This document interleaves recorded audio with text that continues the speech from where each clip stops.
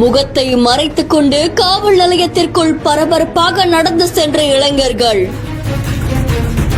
Pulsar பைக்கில் அதிவேகமாக வந்த இளைஞர்களை மடக்கி பிடித்த போலீசார்.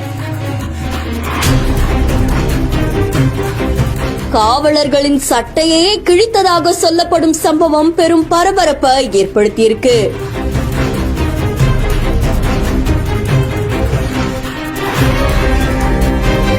சென்னை கண்ணகி நகர் காவல் நிலைய எல்லைக்குட்பட்ட கண்ணகி நகர் பேருந்து பணிமனை பக்கத்துல அதிகாலை நேரத்துல உதவி ஆய்வாளர் கூட கண்ணகி நகர் காவல் நிலைய முதல் நிலை காவலர் அஸ்வினும் காவலர் உமாபதியும் வாகன தணிகையில் ஈடுபட்டு இருந்திருக்காங்களாம். அப்போ பல்சர் பைக்ல வந்த இளைஞர்கள் போலீசார பார்த்ததும் வேகமா வேறொரு சாலைக்கு திரும்பி அதிவேகமா போயிருக்காங்க.